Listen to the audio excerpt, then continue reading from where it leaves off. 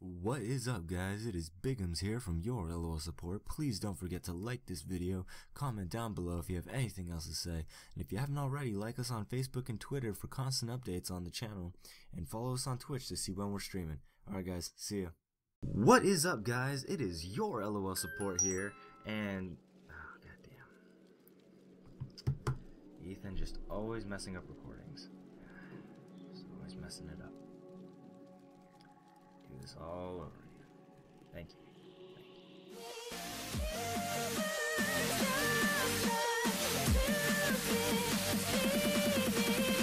But now that you're gone, I can fly.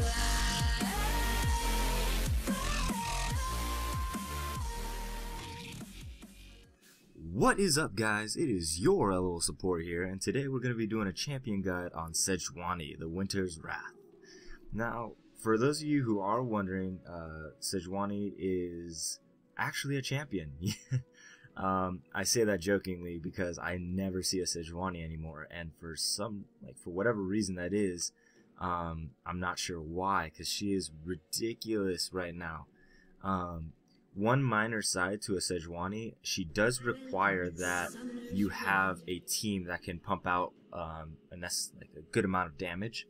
So you're not going to be able to carry as hard as a Sejuani in the sense that you're dealing out tons of damage, as Freak would say.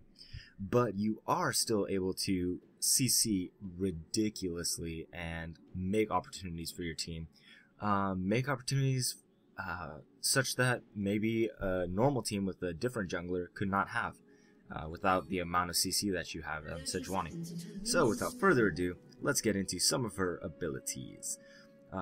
Sejuani's passive, Frost Armor.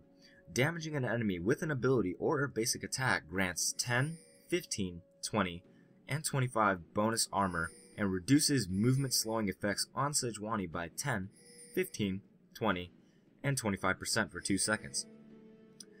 Subsequent damage will increase the duration by 2 seconds up to a cap of 8 seconds, with further damage refreshing the duration.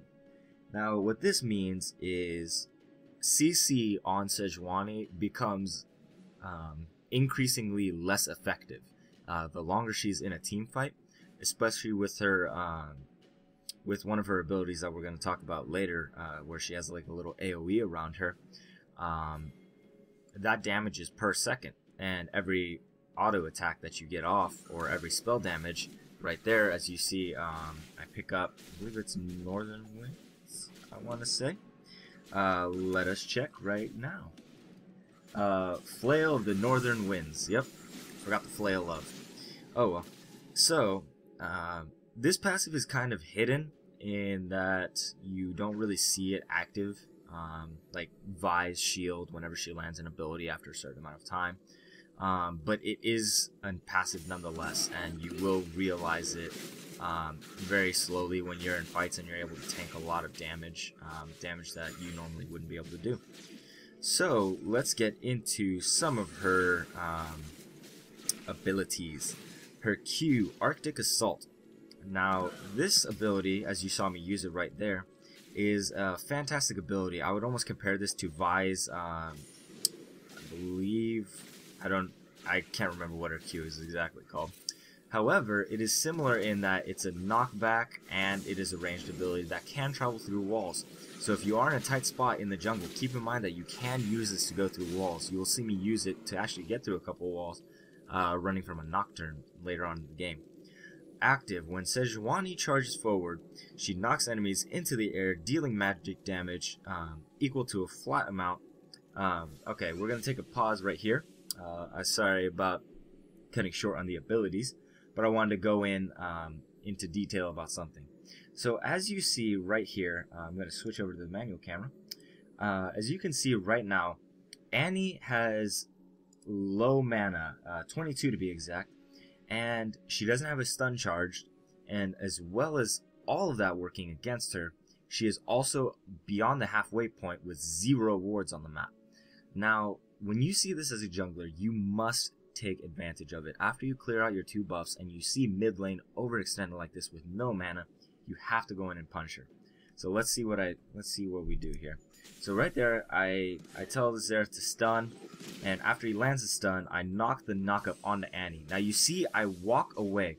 The reason I walk away is because I wasn't sure if she was going to use flash to escape or not. So by hitting her, and if I had continued my assault, she could have flashed here, flashed away, whatever. So by letting Xerath do damage onto Annie right here, and after I knock her up with my Arctic Assault, I run in this direction so that if she does flash, I can auto attack her with my red buff and proc the red buff slow. So that even if she were to flash, it'd be futile. So right here, I'm just leading her, auto attacking. Right there, get my Flail of the Northern Winds. You see that I'm always moving forward, just in case if she decides to flash. And right there, gave my kill to the Xerath, or gave the kill to the Xerath, and we are able to pick up first blood. And you see right now what we're doing is we're pushing up the wave because Annie right now is going to experience a level deficit against Xerath, and by taking the minions that we have to the tower, it's going to kill all of them, and she's not going to be able to get any of the experience. And also what it does is it forces the jungler to come to the mid lane to respond, and it allows you to have a check on the enemy jungler and to know where he's at and allow your team intel on where the enemy jungler is going to be. So right here I'm typing to the Xerath, tell me which way the Nocturne goes, whether he goes left or right, and he says that he did go right, and that gave me a signal that, okay, Nocturne could be going to the bot lane right now, since I do see that they're a little bit overextended, and I do tell them to SS. So let's get back into our abilities. After charging, you knock an enemy up into the air, and this is the first enemy that you collide with. It deals magic damage at a flat rate of 40, 70, 100, 130, and 160, and scaling with AP and a percent of the enemy's maximum health. Sejuani does a lot of damage to tanks, like big tanks. So if you're brawling with a tank in a team fight, you're going to be able to do really well against them because she does a percent of damage against people. So right here, coming in for another gank on the Annie, forcing the flash. And you see that I didn't go through the river because I knew the river was warded. I'm actually about to sweep the ward. But because I saw and I had good map awareness, I knew that she warded. I came through here and she was completely blind, and mid is now down one flash. So right here, I sweep the lens, and what I do is I see right here, I see the Nocturne coming. And instead of running away and trying to evade this Nocturne, what I'm doing is I'm letting my Xerath come in and help me get the kill on Nocturne, even though he is deceptively in a good position. You'll see what happens. So right here, I have my passive going, my Frost Armor going. So I know I'm going to be able to tank a little bit of more damage than normally because of Nocturne's physical damage. So right there, he lands the stun. I have Flail of the Northern Winds, and I land the knockup, and I time it right after the stun wears off so that we get the maximum amount of CC on Nocturne. And right there, he does end up dying. I didn't expect the red buff to burn that much, so I ended up flashing for it, and I was raging hard right there. I lost a flash, but whatever you need to do to secure a kill on the jungler, and what that allowed me to do was I wasn't sure if I was going to get the kill, but I would have flashed for it if I didn't get the kill, so I can get the reset on my red buff. Okay, let's go into our next ability, Flail of the Northern Winds. This is an AoE damage, and this is what I was talking about earlier. And the active, Sejuani's next basic attack deals bonus magic damage to a target and enemies near it. She then swings her flail, dealing magic damage each second to enemies within range for 4 seconds. If this ability is reactivated, Sejuani immediately starts swinging her flail. So you can either click it, and I believe it's also an auto attack reset, so it's good to get an auto attack in first and then click the ability. If it's not, I apologize. I'm pretty sure it's an auto attack reset. Yeah, it's definitely an auto attack reset, as I saw right there. So If you don't want to hit a target, if you're just more doing the AoE damage, like say you're getting chased by someone and they're really close and you just want to have the AoE hit them so you get the increased armor, you can reactivate. So it does bonus magic damage at a flat rate of 40, 60, 80, 100, and 120. And it scales with 30% AP. Now, right here, I see that Darius is about to base. However, because I don't have Mundo in the top lane with me, I know there's really not much I can do against a Darius who has really high dual potential, and me, Sejuani, who has just CC and very low potential. Sejuani is more of a person that scales well with levels compared to items, like most people. So you want to just like focus on trying to get a high level as Sejuani, like power farm, do whatever you need to do. And Flail of the Northern Winds has an AoE damage per second that deals 20, 30, 40, 50, and 60, as well as 2% of bonus health. That's your bonus health. So the more health that you have, the more Flail of the Northern Winds will do. And scales with 15% AP as well. And if someone stays in the AoE for the whole duration, they will take 80, 120, 160, 200, 240, 10% of bonus health, and 60% AP. And there is a maximum damage cap, and the maximum damage cap to one target is 120, 180, 240, 300, 360, 10% of bonus health, and 90% AP. Now, I'm going to go into this gank a little bit here. So right now I know Annie's flash is down right now. And if you check the timer, yep, she has another, half-timed duration on it. So what I do is not ganking through river, by ganking over this path, because not many people ward this path, everyone just wards the river because everyone ganks through the river. So take it to this path. I promise you'll see more successful ganks in this path as well. So I go in for the stun, I end up landing it, immediately auto attack, and then I see that she's getting away a bit, so I land my ultimate to get the stun off on her. And look at those particles, so good on the particles. So right there, I permafrosted. I wanted to give my Xerath the kill, however I permafrosted a split second too late after his ability went off, and I accidentally got the kill. But it's okay, because that gave me a level, or gave me a lot of experience. I don't know about level, but it did allow me to level up a little bit faster. So we're going to go into her next ability, which I just said I used way too early. Permafrost. Passive. Sejuani's abilities and basic attacks apply frost to an enemy for 4 seconds. When you activate this ability, all nearby enemies that have the frost on them take magic damage and are slowed. The frost debuff is removed from the targets of permafrost. This spell is unable to be cast if no enemies are within range of the frost debuff. Now, okay, so I wanted to explain something really quick. Right here, you see me taking Nocturne's red buff, and the reason I'm taking Nocturne's red buff is because I am confident that he wasn't going to get up here in time because he was in the bot lane.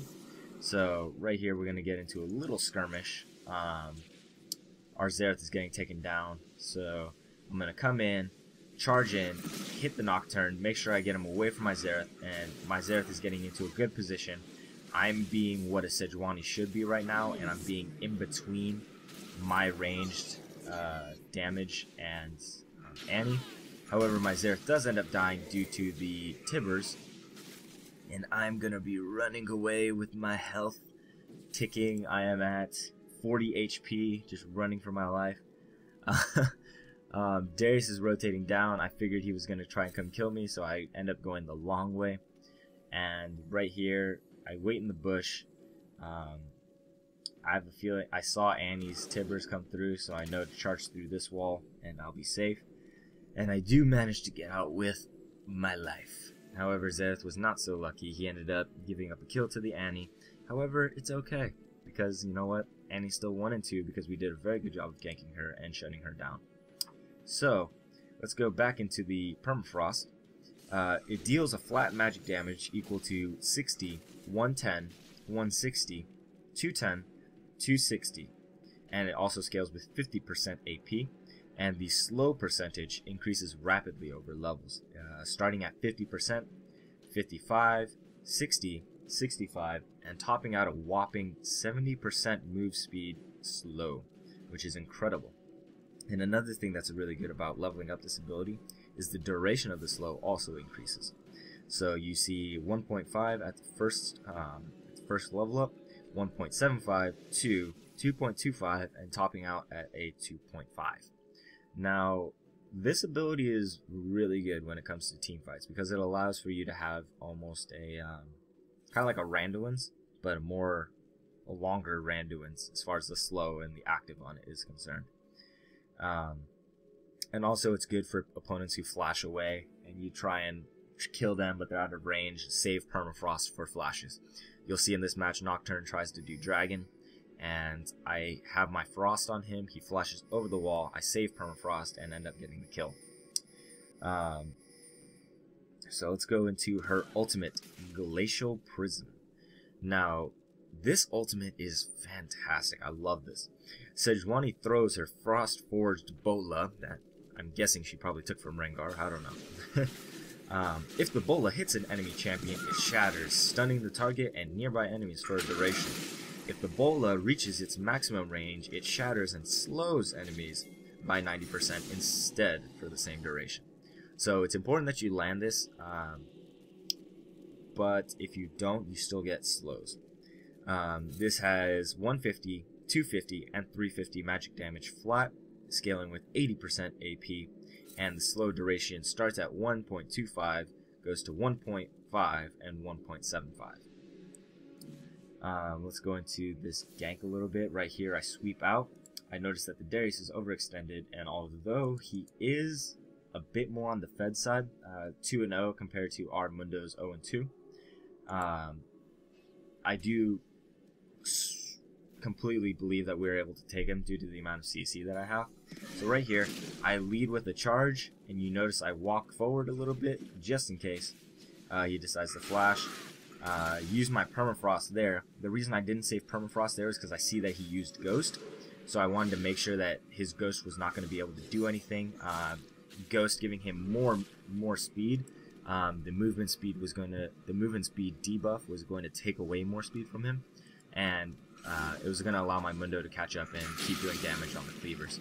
And you notice I save my ult. And the reason I save my ult is because just in case if they do flash, my ult is longer than the flash range. So a flash is nullified by your ultimate. So you always want to save your ult for as long as possible. Or unless the situation calls for it, then you can use it pretty much whenever. You can use it to initiate if you want. It doesn't really matter.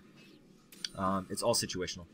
When I save permafrost, situational. That time I didn't because I knew Ghost would be active. And then I would take a lot of move speed from him and allow my Mundo to catch up. And I saved my ult because I figured he might flash. He might try and do some shifty maneuver. I don't know. Or not flash. Try and escape with Ghost, I guess. I don't know. Basically, always save your ultimate if you can. If not, it's not going to be the end of the world. So, her ultimate. Why do I like it? I love her ultimate because it is one of the harder engages in the game. I honestly think it's one of the hardest. It takes all the luxuries of Ashe's arrow. Ashe's ultimate, it's not as long range. However, right here, Nocturne tries to do something and he ends up taking half damage on his health.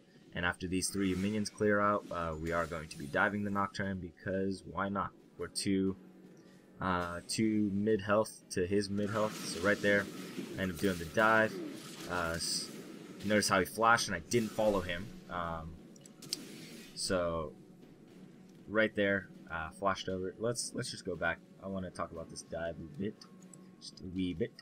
Okay, so as you see, clearing out the minion waves. Mundo's taking some damage. Ify's taking the damage. We're waiting for these minions to clear out, and once they do, you're gonna see me charge in right as the last minion dies.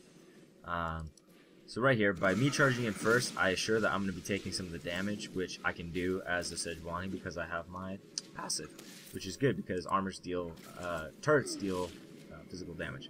So right here, instead of going with the Mundo to attack him, you notice I walk away. And what that allows me to do is that allows me to follow him and keep my Flail of the Northern Winds up, keeping the frost on. And eventually, I did not have enough mana to cast my Permafrost. Cost 55 mana, so I didn't have the ability available. I flashed over the Darius' grab because I knew I was on a spree and I didn't want to die with that and give them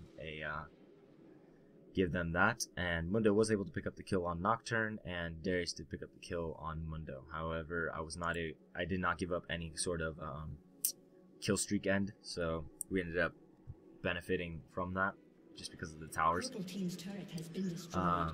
So yeah, Sejuani's ult, very much like a Ashe ult. However, if you land the stun against an enemy, nearby enemies get stunned as well, which is awesome because, you know, you always want multiple stuns. It's like a ranged Amumu ult with an Ashe arrow feel to it. So that's why I really like Sejuani and her ultimate. So without anything else to say on her abilities, let's get into some of the gameplay and the mechanics that I've been doing. So you notice I start with blue buff. This is general start for Sejuani, just because she does have relatively high mana costs in order to keep everything going. That's why throughout this game, I prefer to take the blue buffs. Sejuani is one of those jungles that if you do give her blue buff, she will pay you back later, for those mid laners out there who are watching this. So give Sejuani a blue buff. She'll definitely make use of it. She'll be able to gank more efficiently, and everything will be much better. So right here, I have the sweeping lens. I choose not to sweep it right away because I feel like I can get the kill on Darius. So I just limit his vision, again, moving in front of him to stop his escape. And then right as he's about to spin, throw my ultimate down so that he is not able to continue the damage on me. And we are able to pick up another kill. Again, saving your ultimate, because as he's running away, there was no guarantee that I was going to hit that ultimate. If he got in the bush, juke left, juke right, I would have missed my ultimate. We would have lost the kill. I probably would have died too. But however, because I saved everything for the end when I had true vision and I knew I was going to land my ult, because of that, I was able to save my ult, secure the kill, and we were able to pick that up. So right here, I'm giving my Mundo the red buff. I wanted to go over here and ward, but he ended up doing so much damage that I didn't even want to interrupt him with like a smite or anything like that. However, I do end up trying to clear the small minions with him. And right, we're just taking the enemy's jungle because he gave away his position without having any sort of benefit to it. Never give away your position as a jungler unless there is some benefit to you doing it. Like right here, the benefit of me pushing this lane is because it allows us to get closer to tower, get the wave closer to tower, and have Annie lose experience, because I did see Annie backing. So by pushing out that wave, it not only allows that, but it allows my Xerath to base and buy. So by me doing that, I benefited in two ways. I did give away my position. He was able to safely gank top lane, knowing my position was in the lower half of the map. However, it does end up being worth it because I believe Mundo gets a... there it goes.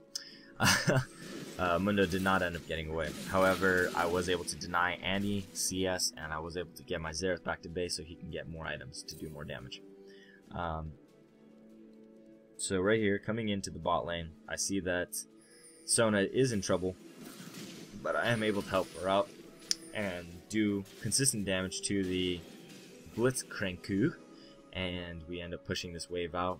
And after this wave, we end up going to a dragon because, again, Nocturne is giving away his position.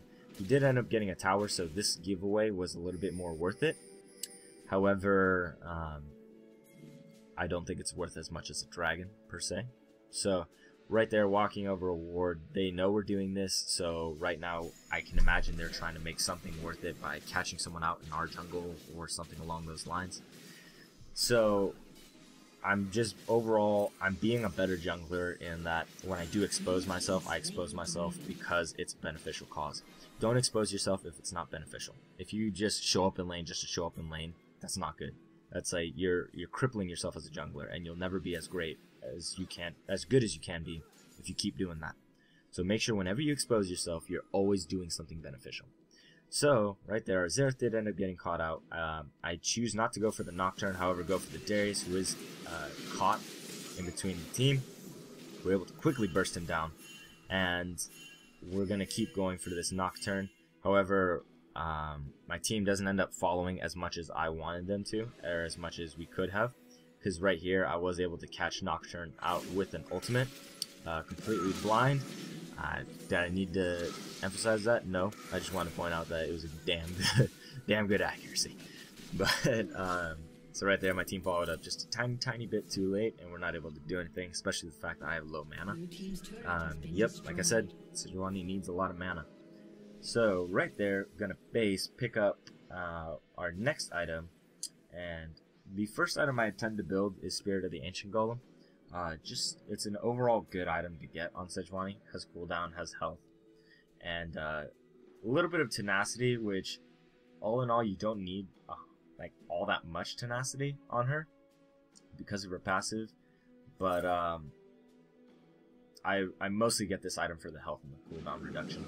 It allows me to keep up my damage output with Flail of the Northern Winds. I pick up mobility boots because Sejuani is naturally kind of a slower champion, and the fact that if you're able to move around very quickly as a Sejuani, you're able to do a lot more for your team. So right there, Blitzcrank got caught out, did the right thing. We ended up going for the support rather than get risky and try and go for the ADC and potentially have our ADC die. I don't think she would have died, but just going for the safe pick and killing the Blitzcrank. So right now, I'm just clearing out my buffs. The next item I end up getting is, I believe, Sunfire Cape.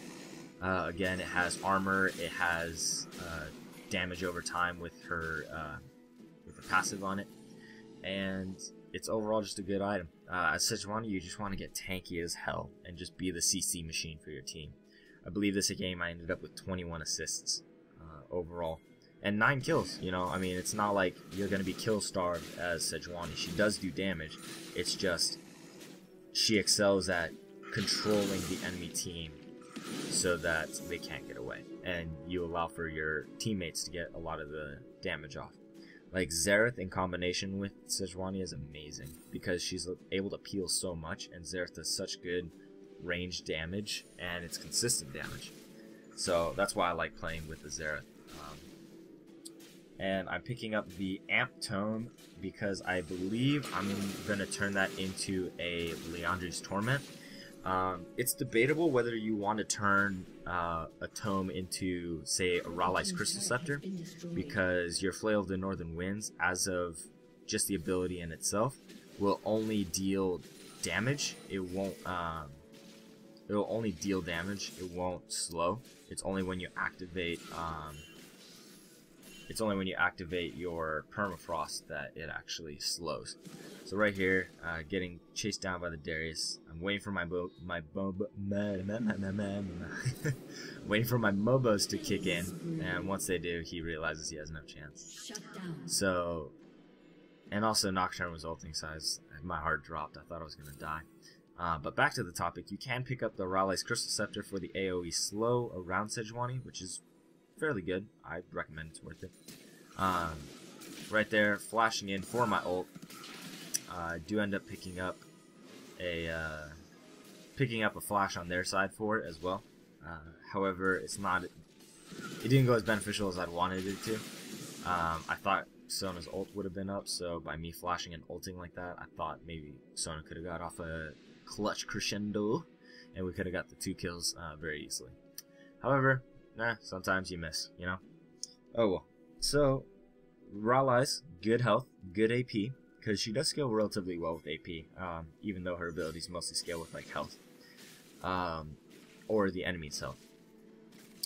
So that's the reason to get the Ralai's. Same reason I get Ralai's on Mundo.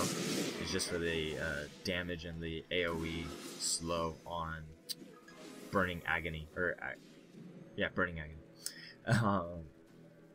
And the reason you would get Liandry's Torment is because you can get the passive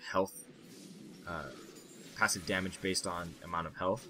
You can get that passive damage going on the tanks as your Flail of the Northern Winds go on. So right here, I wanted to talk about this because I got a lot of crap from the Sona for this. However, I wanted to show that show what to do here.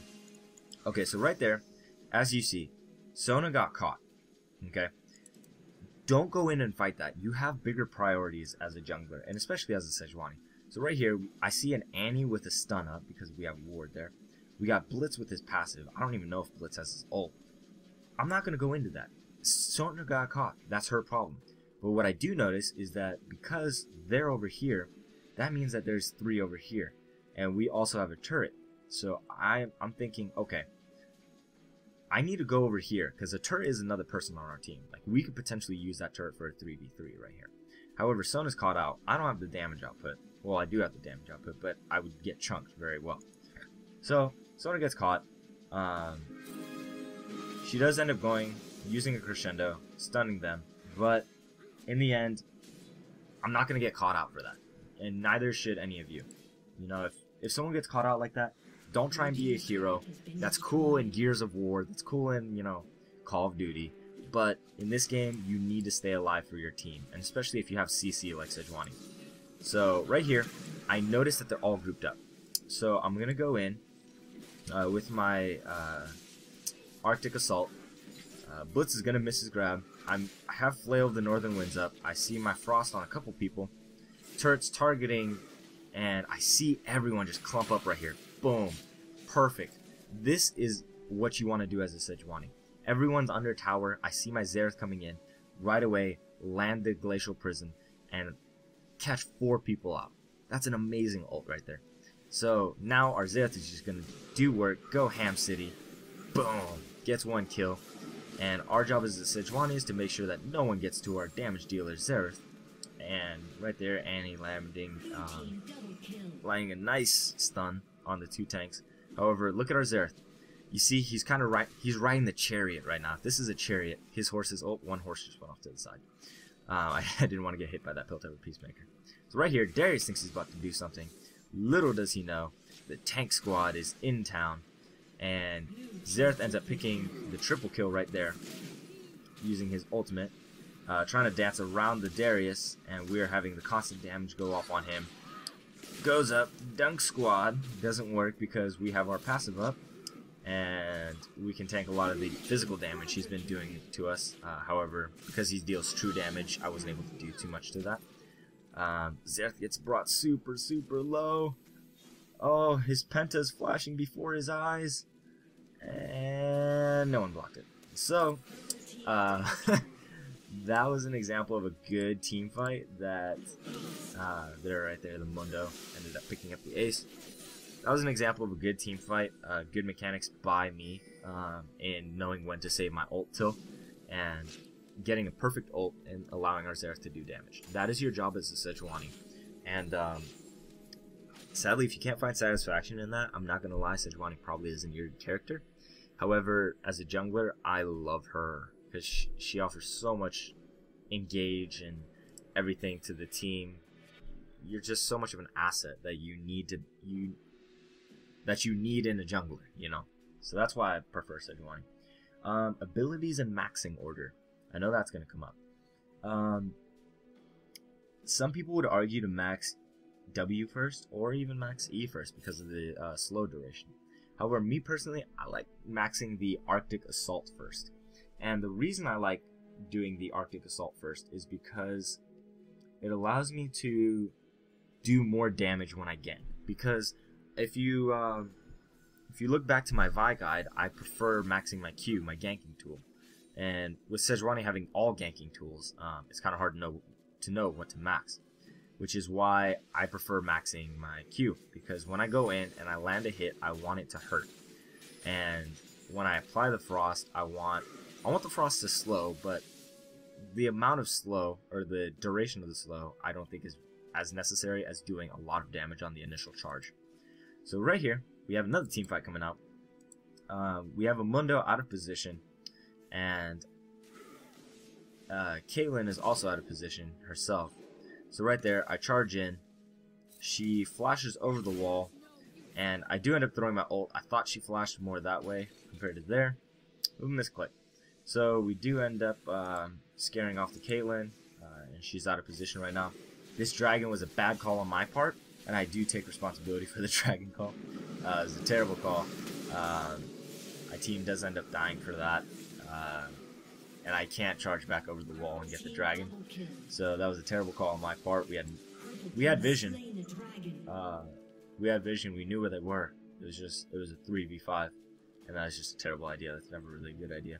So we lost dragon. So as you can see, what we're doing is, because we lost dragon, we're trying to make it more worth it, and lessen the gold deficit that we now have. So because I go up, I see that Mundo's pushing lane, so I go up to meet him so we can push down tower. What I do on my way is I ward up the jungle, because I have a feeling they're going to chase after and they're going to try and get us. So right there, Mundo lands the slow, I land my Q, and get the permafrost off just so he has a hard time escaping. Flail of the Northern Winds. We are able to dive because we are just two tanky sons of bitches. Sorry for the language there for you youngins out there watching this video, but that's who we are. So right there, trying to land my charge, potentially getting something, but we do end up getting the kill. Round 1, victory going to the blue squad. And now Blitzcrank coming up thinking he's going to do something. I take the initial damage of the turret. I tell my Mundo, yo, let's get him. And we're doing a lot of damage to him. We are able to kill him. This was bad rotating on their part. So round 2 goes to the blue team once again, and we are able to pick up 2 kills and a turret, which definitely, in my opinion, equates the dragon that we lost. So right there, I thought Caitlyn was going to maybe try and dodge that way. She does end up taking a lot of damage by us, and I realize I am and could not do anything there. So we do end up picking up 3 kills, 1 tower for their dragon. So that's what I mean by trying to lessen the blow, or lessen the amount of gold deficit that a dragon steel would incorporate. So right here, I'm going to speed it up just because I don't want this video to go too long. I am taking my blue buff, and they're pushing hard in mid lane. And I know that I don't have the health nor the mana to fight this fight. So I tell my team, be right back. I'm going to pick up home guards just so I can get to this fight. So I do end up picking up home guards, and I pick up Warden's Mail to pick up a Randuin's Omen after. So right here, gonna speed this up. Xerath gets caught. I go in, charge in, try to do some damage to the Blitzcrank. However, with our Xerath being down, I can't really do much else because we don't have the damage, and they have Darius, which is gonna be doing a lot of damage. So we're kind of doing the tower dance, waiting around. Armundo goes in, and I charge in, try to get the Nocturne. And Blitz pulls me into a perfect ult. Let's go back and rewind that. Because, like I said, save your ult. It's going to help you. So rather than throw my ult right here at the Nocturne, I knew she was probably going to spell shield. So what I did was, I charged in, used my Q to mitigate the damage, and then I throw my ult before Blitz pulls me. Ends up pulling me right into the team as they get frozen. Flail of the Northern Winds is able to start chunking for damage, and Sivir's ult comes in to follow up. We end up taking out a lot of people right there. So we end up picking 2 for nothing so far, or well, other than the Xerath who died earlier. So right there, I flashed. I was going for the Annie, however, Darius does end up getting in the way. Fine by me, you know. That's another tank down. They're too squishy to do anything. We are going to be able to pick up this Annie because our 2 tanks are still relatively high health, and with Mundo's ult ticking, he's swole. He's a swole Mundo right there. He's lifting. He does lift, bro. But right here, we're going to be taking down tower. Caitlyn can't do anything to stop it. I thought she was going to try and reinitiate, so I charge in, and we are able to pick up the tower, and we are going to go now to the Baron booth and pick that one up. Or I think I'm gonna go Baron after this. Maybe? I don't know. We'll see. So going around, I fail to Q through the wall. However, I do end up coming here, picking up the tower. Another thing to know when you're doing Flail of the Northern Winds and you're hitting tower, stand right here, because what it does is it allows you to damage minions with your Sunfire and your Flail of the Northern Winds. It allows you to do damage while you take down tower. So right there, juking out the Blitzcrank. I let my Xerath call me into this fight, saying, let's fight this, and then I agree. And I agreed after he called it off, which I probably should have listened to him, because right here we do end up getting caught out.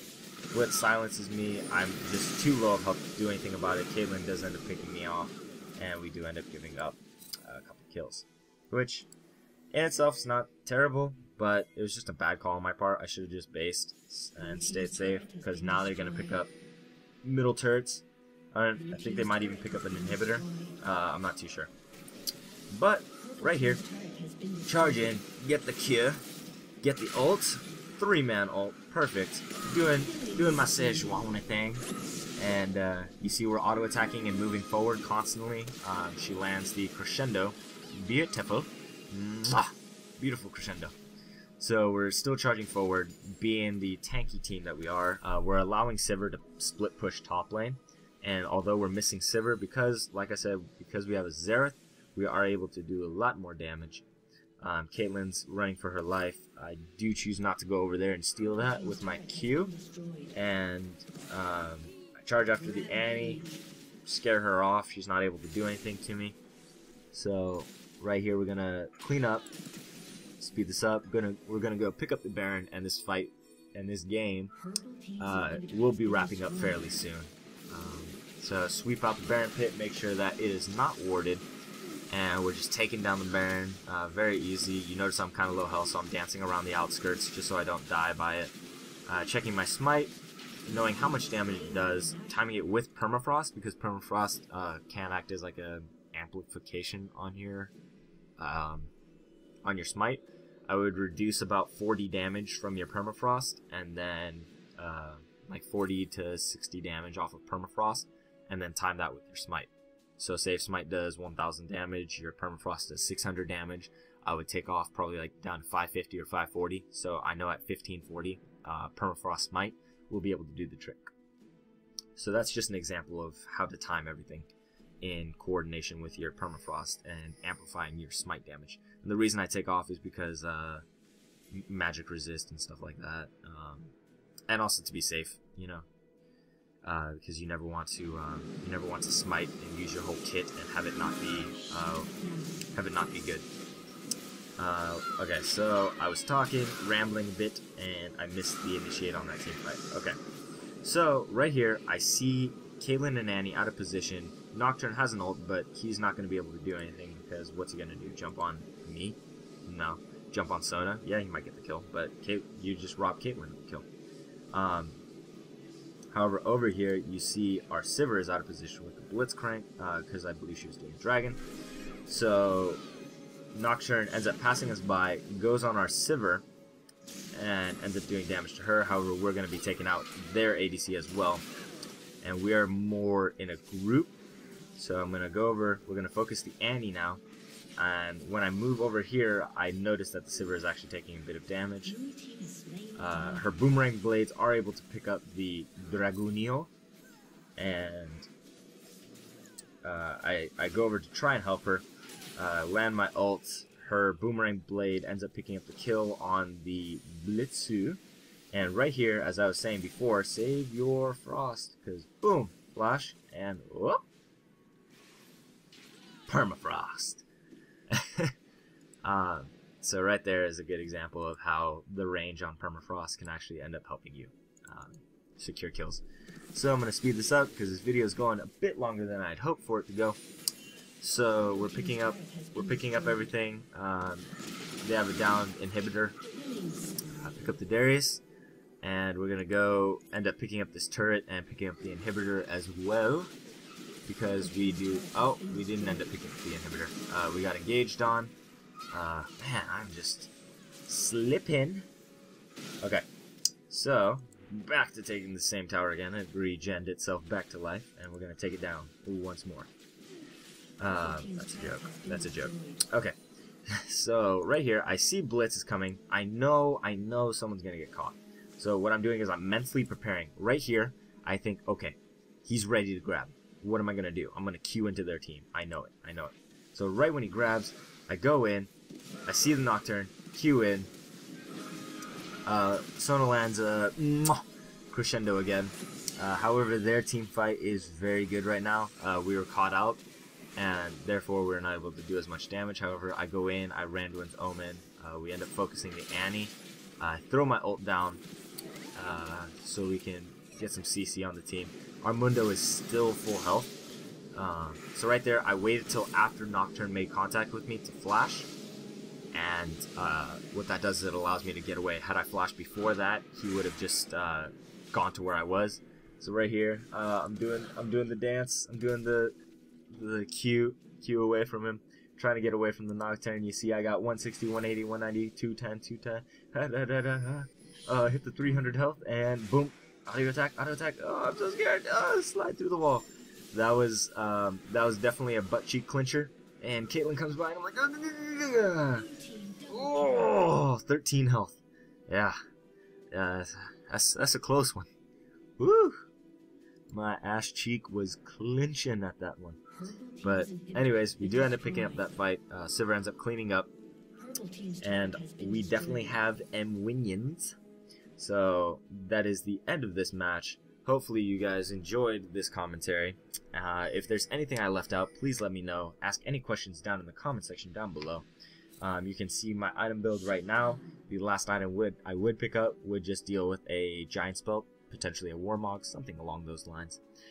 So without further ado, that is the victory. Remember, if you guys have any questions, feel free to leave it down in the comment section below.